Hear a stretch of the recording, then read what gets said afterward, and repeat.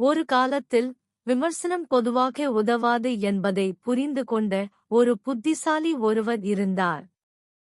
மக்களை மாற்றுவதற்கு பதிலாக அவர்கள் தங்களை பாதுகாத்துக் கொள்ள வேண்டும் போன்ற தற்காப்பு உணர்வை அடிக்கடி ஏற்படுத்துகிறது. அவர்கள் ஏதோ தவறு செய்கிறார்கள் என்று யாரிடமாவது சொல்ல முயற்சிப்பதை கற்பனை செய்து பாருங்கள். அவர்கள் கேட்பதற்கு பதிலாக தங்கள் செயல்களை பாதுகாக்கத் தொடங்குகிறார்கள். ஒரு மனிதனை மலையின் மேல் தள்ள முயல்வது போன்றது. அவர்கள் மீண்டும் கீழே உருள வேண்டும். மக்கள் விலங்குகளைப் போலல்லாமல் முக்கியமானதாக உணர ஆழ்ந்த ஆசை கொண்டுள்ளனர். நாம் அனைவரும் உலகில் முக்கியத்துவம் வாய்ந்தவர்களாக இருப்பதைப் போல சிறப்பு உணர விரும்புகிறோம். இதுதான் நம்மை மனிதர்களாக்குறது. டபிள்யூ. லிவிங்ஸ்டன் லார்னட் என்ற ஒரு மனிதனின் கதை உள்ளது. அவர் தனது மகனுக்கு ஒரு கடிதம் எழுதினார். மற்றவர்களை எப்படி இரக்கத்துடனும் மரியாதையுடனும் நடத்த வேண்டும் என்பதைக் காட்டுகிறார். பிரபல தொழிலதிபர் சார்லஸ் ஸ்வாப் வெற்றிக்கு வித்தியாசமான அணுகுமுறையை எடுத்தார்.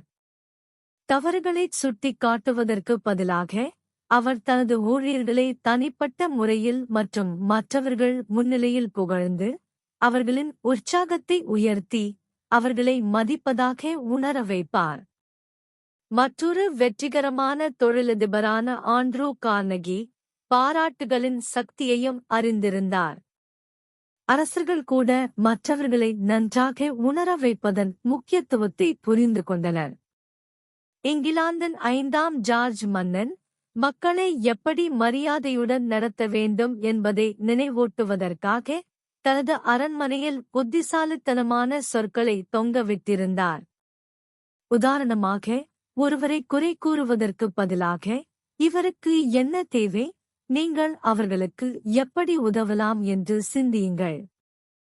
இது நீங்கள் விரும்புவதைப் பற்றியது அல்ல, ஆனால் மற்றவர்கள் என்ன விரும்புகிறார்கள் என்பதை புரிந்துகொள்வது பற்றியது. சில நேரங்களில் ஒரு புன்னகை அதிசயங்களைச் செய்யும். நீங்கள் சிரிக்கும்போது அது உங்களை நன்றாக உணர வைக்காது, அது உங்களைச் சுற்றியுள்ளவர்களின் உற்சாகத்தையும் உயர்த்துகிறது. நீங்கள் புன்னகைக்க ஒரு காரணம் தேவையில்லை, ஆனால் நீங்கள் அவ்வாறு செய்யும்போது அது மற்றவர்களுடன் தொடர்பு கொள்ள உதவுகிறது மற்றும் அவர்களையும் மகிழ்ச்சியாக உணர உதவுகிறது.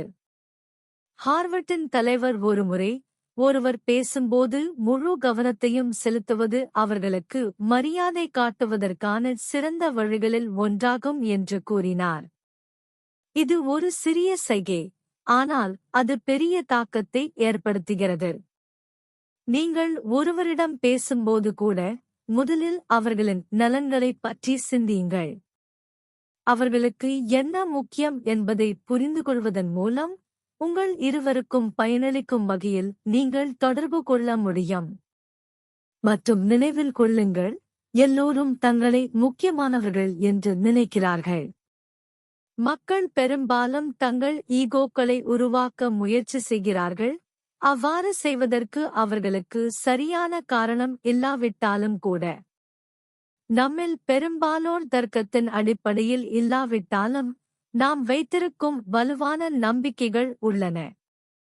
நாம் தவறு செய்தால் அதை நாமே ஒப்புக்கொள்ளலாம், ஆனால் எப்போதும் மற்றவர்களுக்கு அல்ல. பண்டைய கிரேக்க கதைசொல்லியான ஈசோப் நம் கருத்துக்களை மற்றவர்கள் மீது திணிக்கக்கூடாது என்று கற்றுக் கொடுத்தார். உங்களுடன் உடன்படுமாறு மக்களை வற்புறுத்துவதற்கு பதிலாக அவர்களின் பார்வையை புரிந்து கொள்ள முயற்சி செய்யுங்கள் என்று அவர் கூறினார்.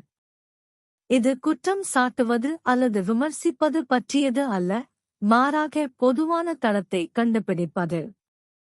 இந்த யோசனை குழந்தைகளுடன் கூட வேலை செய்கிறது. அவர்களை நேரடியாக விமர்சிப்பதற்கு பதிலாக ஏதாவது செய்ய நேர்மறை வழியைக் காட்டுங்கள் மற்றும் அவர்களின் சிறிய முன்னேற்றங்களை பாராட்டுங்கள். இந்த முறை தலைமையிலும் செயல்படுகிறது. ஒரு சிறந்த தலைவர் மக்களை பின்பற்றும்படி கட்டாயப்படுத்துவதில்லை, அவர்கள் ஒரு நல்ல முன்மாதிரி வைப்பதன் மூலம் அவர்களை மாற்ற ஊக்குவிக்கிறார்கள். இந்த கருத்துக்களைப் பற்றி எழுதிய டேல் கார்னகி அவற்றை வாழ்ந்தார். அவர் எளிமையான தொடக்கத்தில் பன்றி இறைச்சி மற்றும் சோப்பு விற்பனையை தொடங்கினார். ஆனால் மக்கள் எவ்வாறு வேலை செய்கிறார்கள் என்பதை புரிந்து கொண்டு அவர் போராடும் விற்பனை பகுதியை தனது நிறுவனத்தில் சிறந்ததாக மாற்றினார். அவரது ரகசியம் எளிமையானது. அவர் விமர்சனத்திற்கு பதிலாக பாராட்டு, இரக்கம் மற்றும் புரிதலை பயன்படுத்தினார். எனவே இங்கே பாடம் தெளிவாக உள்ளது.